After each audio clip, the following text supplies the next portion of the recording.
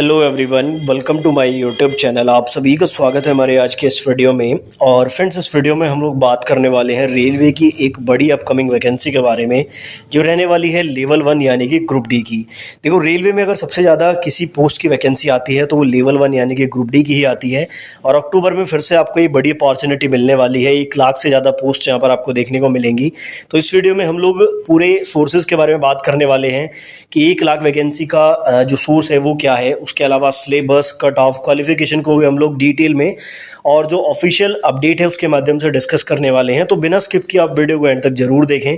और चैनल पर अगर आप लोग नए हो तो चैनल को अभी सब्सक्राइब करके बेल आइकन को प्रेस कर लीजिए। देखिए, मिनिस्ट्री ऑफ एजुकेशन के अनुसार हर साल 12th के बाद 2 करोड़ स्टूडेंट कोई ना कोई डिग्री में एडमिशन लेते हैं, लेकिन उनमें से केवल 20 लाख यानी कि 10% स्टूडेंट को ही स्किल्ड जॉब मिल पाती है। अगर आप लोग भी 12th के बाद अपना करियर बनाना चाहते हैं तो आप हेल्थ केयर सिस्टम को ज्वाइन कर सकते हैं। इसको ज्वाइन करने के 3 बड़े बेनिफिट है। एक तो बेटर सैलरी मिलती है, जॉब स्टेबिलिटी आपको मिलती है, साथ ही ग्लोबल अपॉर्चुनिटीज भी आपको मिलती है। हर साल लगभग 1 लाख से ज्यादा हेल्थ केयर सिस्टम से जुड़े हुए स्टूडेंट अब्रॉड जाते हैं। एक रिपोर्ट के अनुसार हेल्थ केयर प्रोफेशन में 2023 तक 65 लाख प्लस जॉब्स अवेलेबल थी, जो कि 2030 तक बढ़कर 1 करोड़ हो जाएंगी। क्योंकि हेल्थ केयर प्रोफेशन में डॉक्टर्स तो 15% ही होते हैं, लेकिन उसके अलावा जो अदर प्रोफेशंस होते हैं वो 85% को क्रॉस करते हैं। तो अगर आप भी इस 85% प्रोफेशन में शामिल होना चाहते हैं तो इसके लिए आपको 12th के बाद 3 से 4 साल की एक डिग्री करनी होती है। और 12th के बाद यही 3 से 4 साल की डिग्री करने में एमवर्सिटी आपकी मदद करेगा। और कमाल की बात यह है कि यहाँ पर आपको कुछ भी पे नहीं करना है, उल्टा आपको डिग्री करने के लिए एमवर्सिटी की तरफ से पे किया जाएगा, यानी कि आपको यहाँ पर अच्छा खासा स्टाइपेंड भी देखने को मिलने वाला है। एमवर्सिटी ने इस प्रोग्राम को स्मार्ट डिग्री का नाम दिया है। इसकी स्पेसिफिकेशन मैं आपको बता देता हूँ। अगर आप यहाँ से डिग्री करते हैं तो NAACA+ यूनिवर्सिटी से आपको डिग्री मिलती है। यहाँ पर आपको टेक्नोलॉजी बेस्ड लर्निंग प्लेटफॉर्म मिलता है विद VR लैब्स। यहाँ आपको डिग्री के साथ 2 ईयर का वर्क एक्सपीरियंस भी मिलता है। कहीं भी आपको एज अ फ्रेशर जाने की आवश्यकता नहीं है। इंटरव्यू असिस्टेंट के साथ साथ डेडिकेटेड प्लेसमेंट टीम भी मिलती है। उसके अलावा कोर्स के दौरान 1 से 1.5 लाख रुपए का स्टाइपेंड भी आपको मिलेगा।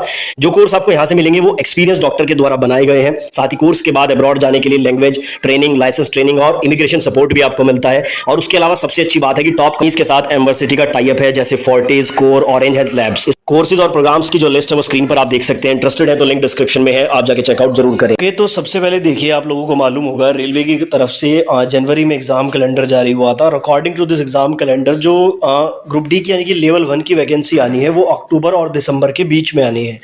अभी तक हमने एग्जाम कैलेंडर के अकॉर्डिंग देखा, जो ALP की वैकेंसी है वो जनवरी टू मार्च के बीच में आनी थी, बट वो जनवरी में आ गई। उसके बाद टेक्नीशियन की वैकेंसी अप्रैल टू जून में आनी थी, बट ये अप्रैल से पहले ही आ गई थी। तो ग्रुप डी के भी मैक्सिमम चांसेस है कि अक्टूबर के स्टार्टिंग में ही, यानी कि फर्स्ट वीक ऑफ अक्टूबर में ही आपको लेवल 1 ग्रुप डी की वैकेंसी देखने को मिल सकती है। यहाँ पे दूसरा सवाल ये उठता है कि ग्रुप डी की वैकेंसी अक्टूबर में आएगी, ये बात तो ऑलमोस्ट कंफर्म है, लेकिन वैकेंसीज कितने पदों पर आ सकती है। जैसे कि एक आर्टिकल न्यूज़पेपर में आया था जिसमें बोला गया था कि 1 लाख रिक्त पदों पर जल्द भर्ती निकलने की उम्मीद है। और ये 1 लाख जो वैकेंसी की बात हो रही है, ये ग्रुप डी यानी कि लेवल 1 की वैकेंसी की ही बात हो रही है। अब ये पूरा आर्टिकल पढ़ने की आपको आवश्यकता नहीं है, मैं शॉर्ट में आपको बताता हूँ। इस आर्टिकल में total number of vacant post जो रेलवे में है उसके बारे में इन्होंने बताया है। ऑलमोस्ट यहाँ पर 3 लाख के अराउंड वैकेंट पोस्ट हैं, जिसमें आपकी ग्रुप सी की और कुछ ग्रुप बी की भी पोस्ट है। बट अगर ग्रुप सी की ही बात करें लगभग तो 2,40,000 के अराउंड यहाँ पर वैकेंसीज खाली हैं। अब जो ये ग्रुप सी में पोस्ट आती हैं 2,40,000 जो वैकेंट हैं, इसमें आपका NTPC आता है, graduate level NTPC, 12th level NTPC, RRB, JEE, paramedical, ALP और टेक्नीशियन। ठीक है, अगर आप पूरी कैलकुलेशन करेंगे, वैसे मैं शॉर्ट में आपको बता देता हूँ, 18,000 प्लस ALP की वैकेंसी आ चुकी है, 9,000 प्लस टेक्नीशियन की वैकेंसी आ चुकी हैं और 7,000 प्लस RRB JEE की वैकेंसी आने वाली है। उसके बाद यहाँ पर बहुत सारी पोस्ट वैकेंट बचती है, जिनमें मैक्सिमम पोस्ट ग्रुप डी की ही हैं। तो अगर ग्रुप डी में 1 लाख वैकेंसी आ जाती है तो इसमें कुछ भी शॉक होने की आवश्यकता नहीं है, क्योंकि इससे पहले भी ग्रुप डी में जो है लगभग 62,000, उसके बाद फिर 1 लाख वैकेंसी आई है 2018-19 में। तो इस बार भी मैक्सिमम पोस्ट आपको ग्रुप डी में देखने को मिलेंगी और ये नंबर आपका 1 लाख के अराउंड जा सकता है अगर गवर्नमेंट चाहे तो। ग्रुप डी की क्वालिफिकेशन को लेकर भी समय समय पर सवाल उठे हैं। काफ़ी लोग चाहते हैं कि ग्रुप डी में केवल 10th पास कैंडिडेट को मौका मिलना चाहिए। बहुत सारे स्टूडेंट चाहते हैं कि ग्रुप डी में 10th प्लस ITI वालों को मौका मिलना चाहिए। तो यहाँ पर भी मैं आपका डाउट क्लियर कर देता हूँ। ग्रुप डी में जो आपकी पोस्ट आएंगी उसमें जो आपकी मैक्सिमम पोस्ट रहेंगी वो 10th प्लस ITI वालों के लिए रहने वाली है। ऐसा मैं क्यों बोल रहा हूँ, अभी रिसेंटली ये एक रिक्रूटमेंट आया था, यानी कि स्काउट एंड गाइड कोटा की एक वैकेंसी आई थी और उसमें लेवल 1 की जो क्वालिफिकेशन है वही क्वालिफिकेशन आपकी ओपन मार्केट वैकेंसी में भी रहने वाली है। इसमें साफ साफ बताया गया था कि यहाँ पर 10th पास और प्लस ITI वालों के लिए वैकेंसीज रहेंगी। Engineering department, mechanical, electrical, SNT, civil, इन सभी डिपार्टमेंट की वैकेंसी 10th प्लस ITI वालों के लिए रहने वाली है। इसके अलावा जितने डिपार्टमेंट बचते हैं वहाँ पर केवल और केवल 10th रिक्वायर्ड रहेगा। अब ये अदर डिपार्टमेंट में कौन कौन से आते हैं, तो बेसिकली यहाँ पर दो ही मेन डिपार्टमेंट आते हैं। एक आपका मेडिकल डिपार्टमेंट बचता है, दूसरा आपका ऑपरेटिंग डिपार्टमेंट या जिसको ट्रैफिक डिपार्टमेंट बोला जाता है वो बचता है। अब सवाल ये भी उठता है कि यहाँ पर इनकी कितनी पोस्ट बनती हैं, तो देखो मेडिकल डिपार्टमेंट में तो बहुत ज़्यादा पोस्ट नहीं आती हैं, बट ऑपरेटिंग यानी कि ट्रैफिक डिपार्टमेंट में पॉइंट्समैन की एक पोस्ट आती है जो अच्छी खासी संख्या में वैकेंसीज आपको देखने को मिल सकती है। अगर मोटे मोटे तौर पर देखा जाए तो अगर 1 लाख वैकेंसी आती हैं तो इसमें से 10th पास वालों के लिए लगभग 20,000 के अराउंड वैकेंसीज रह सकती हैं। ये 20,000 में थोड़ा कम 18,000 भी हो सकता है और 20,000 में थोड़ा ज़्यादा 22,000 भी हो सकता है। ऐसा मैं इसलिए बोल रहा हूँ क्योंकि पॉइंट्समैन की ग्रुप डी में मैक्सिमम पोस्ट आती है जो ऑपरेटिंग या फिर ट्रैफिक डिपार्टमेंट में रहता है, तो इसलिए यहाँ पर जो है ये पोस्ट आपकी काफी बड़ी संख्या में रह सकती हैं। उसके बाद बात करें अगर हम लोग यहाँ पर कट ऑफ की, तो मैं आपको एक कट ऑफ यहाँ पर दिखा देता हूँ, थोड़ा सा आइडिया ही मैं आपको दूंगा क्योंकि कट ऑफ के पीछे बहुत सारे फैक्टर्स इन्वॉल्व होते हैं। तो ये आपका 2019 का नॉर्मलाइज कट ऑफ है।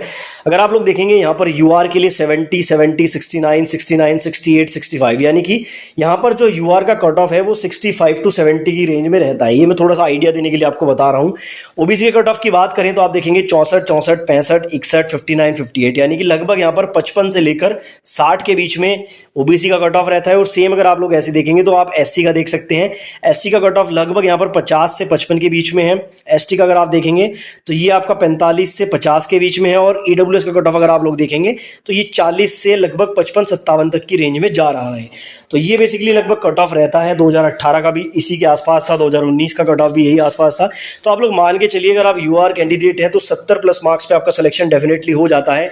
60 प्लस मार्क्स पे ओबीसी का, 55 प्लस मार्क्स पे एससी का, 50 प्लस पे एसटी का, और लगभग जो आपका ईडब्ल्यूएस है वो 50 से 55 के बीच में सिलेक्शन यहाँ पर हो जाता है। तो ये थोड़ा सा मैंने कट ऑफ का आइडिया भी आपको दे दिया, इसके अकॉर्डिंग आप लोग प्रिपरेशन कर सकते हैं। करते हैं इसके एग्जाम पैटर्न और सिलेबस की। तो सिलेबस बहुत ही सिंपल सा है। मैथमेटिक्स के 25 क्वेश्चन आते हैं, रीजनिंग के 30 क्वेश्चन आते हैं, जनरल साइंस के 25 क्वेश्चन आते हैं और करंट अफेयर और जीके के यहाँ पर 20 क्वेश्चन आते हैं। 90 मिनट का समय मिलता है, 100 क्वेश्चन रहते हैं, 1/3 की नेगेटिव मार्किंग रहती है।